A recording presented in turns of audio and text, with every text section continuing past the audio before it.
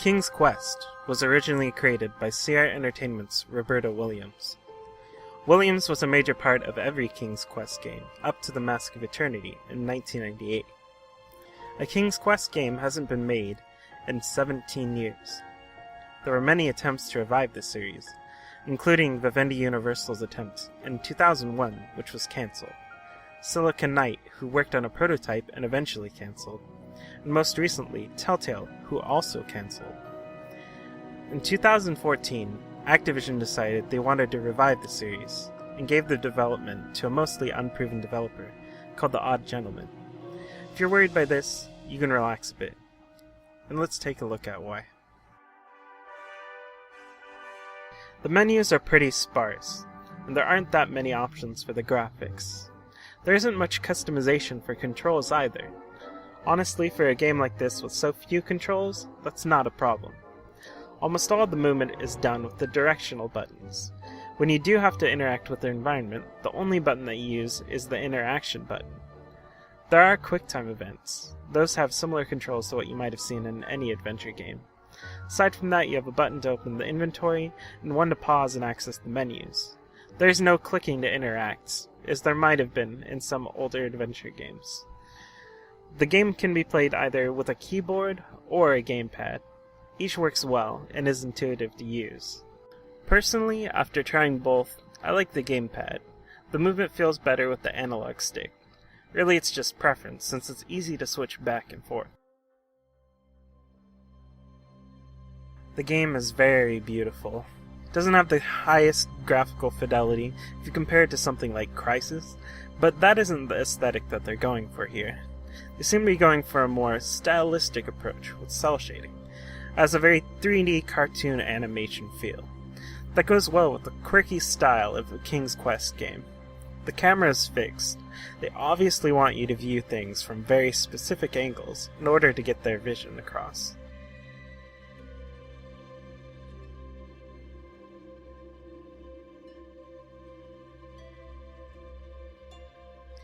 There are also interactions which put you into first person, such as using a bow.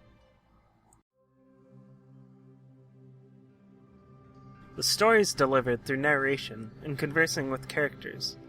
Interacting with the environment will prompt a narrator to tell you about the things you interact with. The narrator is Christopher Lloyd. Those lost wishes weren't the treasure I was after. The style relies heavily on delivery, much like the delivery of beds to your face. Speaking of delivery, this game does not shy away from puns. Like me, this little tree was new in town and needed some time to grow and find its way. What? Too sappy? I have nothing to say. You'll warm up to it. That's really what makes the game for me. Not just puns, but the use of humor combined with the storytelling. There are also some surprisingly emotional moments. Another way that this game stands out is in the gameplay.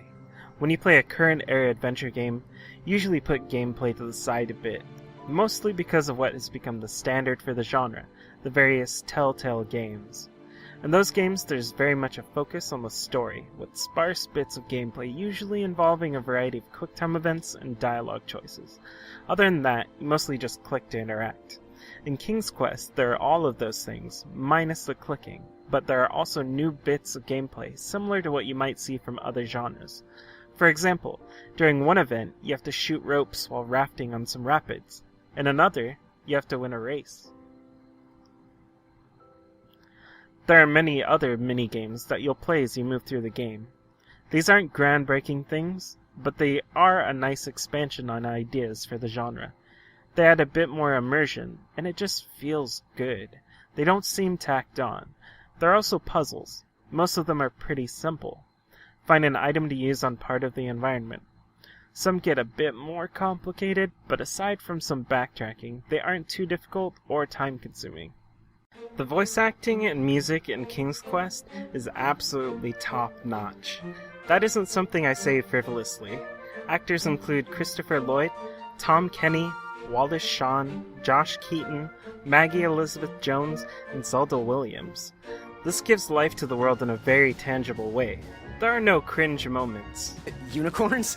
Isn't that a bit of string right there? I said back away. Okay, there are no accidental cringe moments. Seriously, my boy, they aren't gonna pull this chariot without a wheel. There's only, I know. They're the most majestic creatures in the world. the purposeful one. Mr. Fancy Cakes, I saw that look in your eye. Okay, alright. Don't you dare touch my unicorns. They're for looking only. Okay. No, Mr. Fancy Cakes, you cannot eat his cake. Come on, let's get back on track. Okay? Can we? Please? Alright. The music is fantastic. All of it's composed by David and Ben Stanton, who have done music for The Odd Gentleman's previous work. Together, the vocal tracks and music come together to make for an experience you'll want more of. There are a few downsides, of course. There is no traditional save system. This means that once you do something, there is no going back. That can either be a good thing or a bad thing, depending on your point of view. It does add a bit more replayability, but for people who only want to play through once, they might miss out on some things. You can't skip through dialogue either. The voice acting's great, but if you interact with an object multiple times on accident, you have to wait until the dialogue finishes, which can be kind of annoying. This is especially problematic if you have to repeat something multiple times due to failing a puzzle or QuickTime event. None of these things are too bad. They don't really take away from the experience very much. King's Quest Chapter 1 is a fantastic start to this episodic game. It has a little bit of everything. Moments that you expect, moments that you don't expect. Did I mention the voice acting and dialogue is fantastic? Come into the daylight, you hideous beasts! Clock in at around 5 hours, you definitely get value for your money. At $10 currently for the first chapter, you really can't go wrong. This becomes even more true when the price eventually goes down. So give it a try. You won't regret it. Oh, and the clouds. They get a solid 4.5 out of 5. They're so beautiful. This has been Melchiorus from Game Clouds. Have a good night.